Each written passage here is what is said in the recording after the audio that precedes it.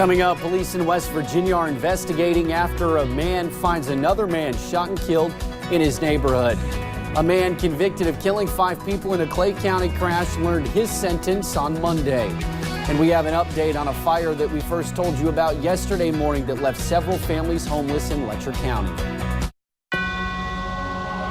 Dedicated to Eastern and Southern Kentucky, this is WYMT Mountain News This Morning.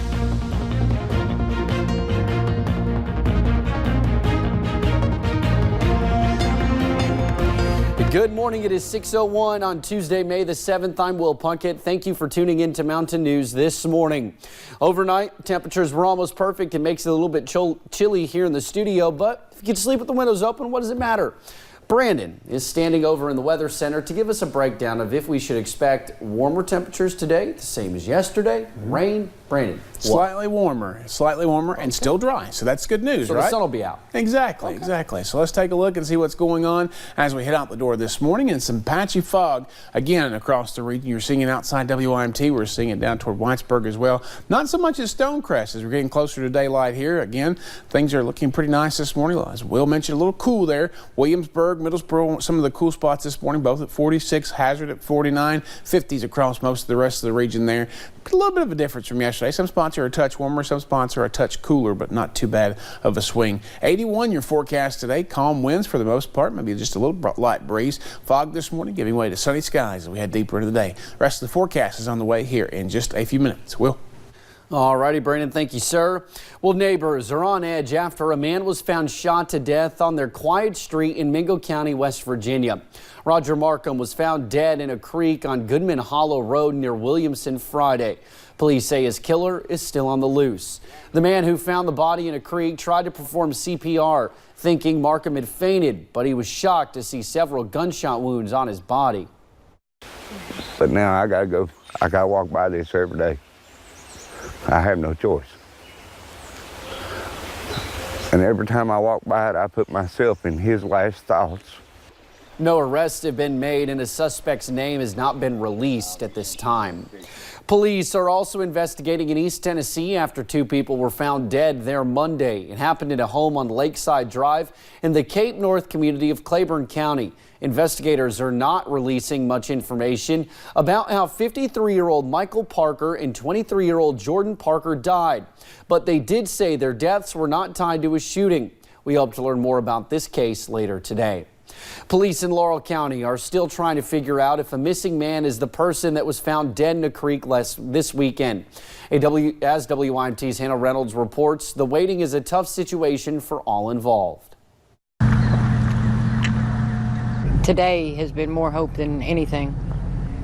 I mean, coming in with the horses and the ATVs and the drones. That was Tony Gibson's wife, Friday, who was hoping Gibson would be found during a search after he went missing Wednesday. There's been an extensive search in that area. You know, we wanted to find him. Police say they were optimistic as well, and the search continued in nearby creeks and ponds over the weekend. On Sunday afternoon, a ground crew found a male subject in a creek. The location where the body was found is only a mile away from Gibson's home. We're relatively sure that's who it is, but we want that confirmation. Police say these situations are never easy, especially as they talk to the family and feel their concerns while waiting to find loved ones. It's a tough time, and we, of course, we always hope that we will find them alive, and most of the time we do. This is one of those rare occurrences where we did not, and, you know, it saddens us for the family. The body was sent Sunday to the state medical examiner's office, where an autopsy was scheduled for Monday. In Laurel County, Hannah Reynolds, WYMT Mountain News. The body has not officially been identified. A cause of death has also not been released.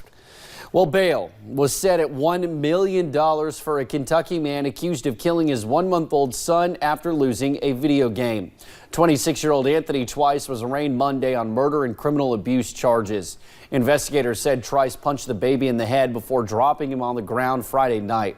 He later called 911 and the baby died at a hospital Sunday. A man who pleaded guilty to killing 5 people in a crash while he was high was sentenced yesterday. It happened on the Hal Rogers Parkway back in 2015. Jason Gibson was sentenced to 30 years behind bars. The victim's loved ones gave statements directed at Gibson. He looked away, but their words echoed through the courtroom. Charlene Lewis, along with Tiffany Williams and her son Kyson, her unborn child, and Judy Pennington Adams were killed in the crash. This is what Lewis's daughter had to say. That was the hardest thing I ever had to do in my life, and I still question it, but I know that it's the right thing to do. Chastity Collette says she forgave Gibson because her mother taught her that is what Christians do. Gibson is eligible for parole after he serves 20 years. A man in Clay County will wait a little longer to learn his punishment for killing a woman. Earlier this year, Isaiah Stidham pleaded guilty to an amended manslaughter charge. Stidham was originally indicted for murder in the 2015 death of his girlfriend Sherry Collins. His sentencing is set for June 3rd.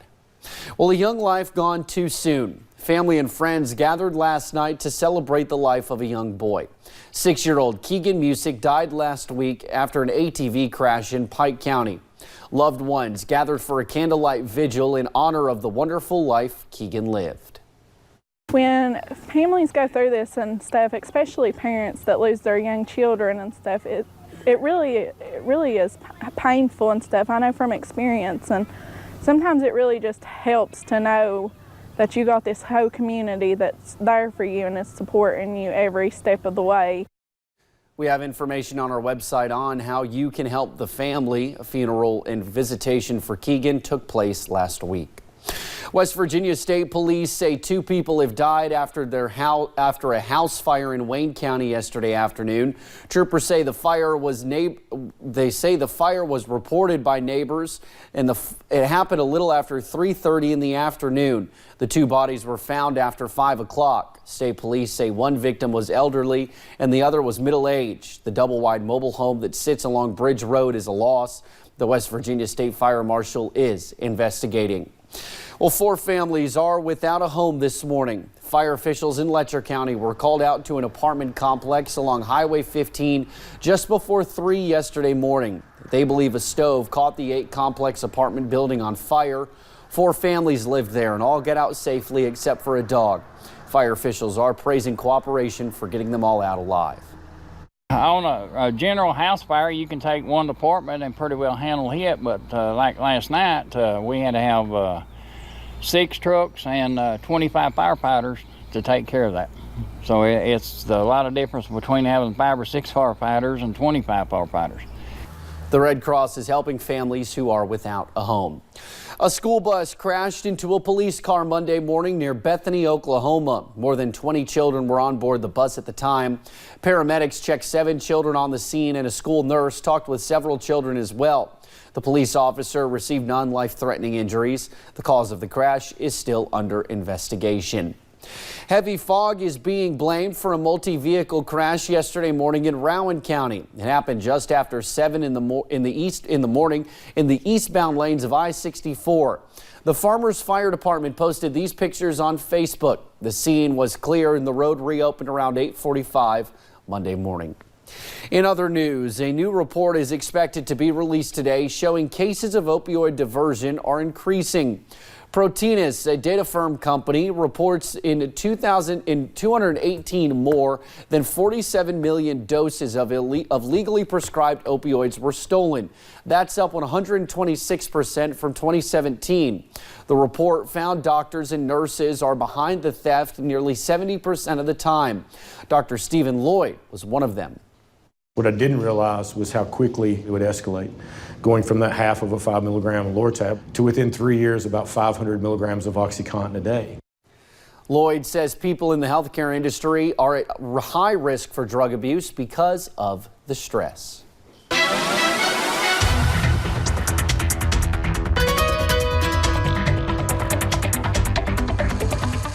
Forecast this morning starting off pretty mild, a little cool in some spots. To take a look at UVA-wise this morning, not much fog there as we approach daylight, but there is some patchy dense fog in some areas, so be careful as you head out on top of the mountain there, Whitesburg Pine Mountain on US 119.